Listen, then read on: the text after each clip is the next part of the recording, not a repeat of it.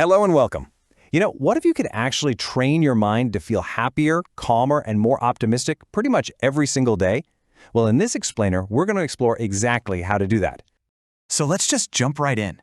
The idea that we can intentionally shape how we feel, well, it isn't just wishful thinking. It's actually a skill. And just like any other skill, you can learn it and get stronger at it. And it all starts with understanding the incredible power of your own thoughts. So here's our game plan. First, we'll talk about that powerful link between your thoughts and feelings.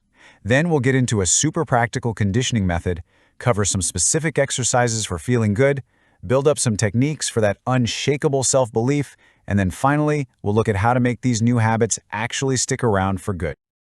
Okay, let's start with the most important idea of all. Your thoughts directly create your feelings. Now, this isn't some new agey concept. It's an insight that thinkers have been sharing for thousands of years. The key takeaway is this: an event doesn't make you feel a certain way. It's your interpretation of that event that does the trick. Emerson just nailed it with this one. What he's saying is that our dominant thoughts don't just hang out in our heads. They actually crystallize into our habits. And then those habits harden into our circumstances. And boom, they shape our reality. It's a constant, active process that's happening whether we realize it or not. And this whole process can really snowball. A single negative thought, something like, I'm not good enough, can trigger a feeling of shame. And then that feeling of shame acts like a magnet, pulling in more thoughts just like it. Memories of other times you failed, a laser focus on your weaknesses. It creates this powerful self-reinforcing loop. Hey, think of your mind kind of like a bank account. Confident people, they're making daily deposits of positive thoughts. They celebrate the small wins, they treat themselves with respect, and they generally expect good things to happen. On the flip side, people with low self-esteem are constantly making withdrawals, just bombarding your minds with disempowering thoughts, brushing off their own accomplishments, and replaying negative stories. See, both are shaping their reality, just in completely opposite directions. So if our thoughts are really creating our reality, then how do we take control, right? This brings us to a really practical framework, a super simple method for conditioning your mind to generate the emotions you want to feel way more often. It really just boils down to these 3 steps. First, you decide what you want to feel more of. Is it gratitude, excitement, confidence? Then second, you create a specific little routine or program of exercises. And third, and listen, this is the most important part, you practice it every single day. That repetition is what strengthens the neural pathways in your brain, making it so much easier to access that positive feeling down the road. And here's the formula that makes it all work. Interpretation just means consciously choosing to think thoughts or visualize things you see as positive. Identification means you let yourself truly feel the emotion that goes with those thoughts. And repetition, like we just said, is doing this over and over and over until it becomes totally second nature. It's a deliberate process for creating a really strong emotional state. Okay, let's get into the toolkit. We're going to start with 2 incredibly powerful emotions that you can start cultivating like today: gratitude and excitement. These aren't just passive feelings that happen to you. They are states you can actively generate. To build more gratitude, you can start a super simple daily routine. Just writing down 3 things you're grateful for immediately shifts your focus to what's good in your life.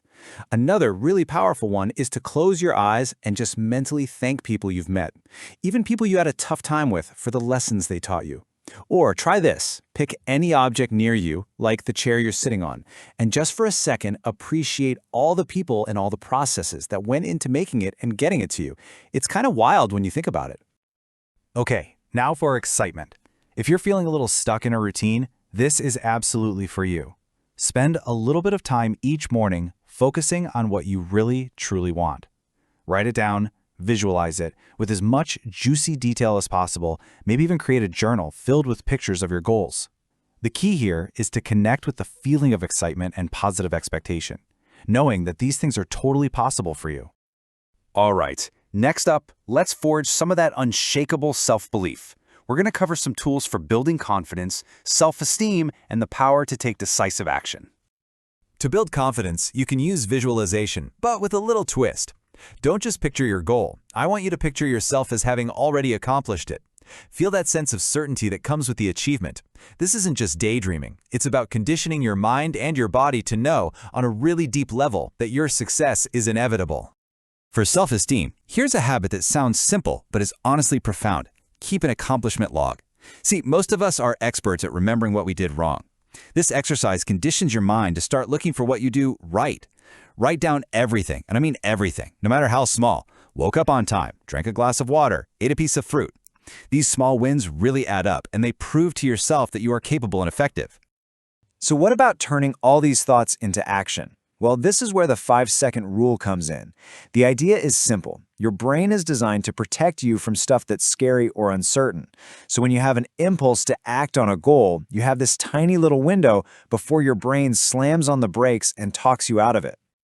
Just 5 seconds. That's it. That's the gap between your instinct and your inaction. Whether it's wanting to speak up in a meeting or just getting up to start a workout, you have 5 seconds to move before that internal resistance just takes over. So the moment you have that impulse, you start the countdown. 5, 4, 3, 2, 1. And when you hit 1, you physically move. It's a really simple trick to outsmart your brain's hesitation, and it builds the powerful habit of being decisive.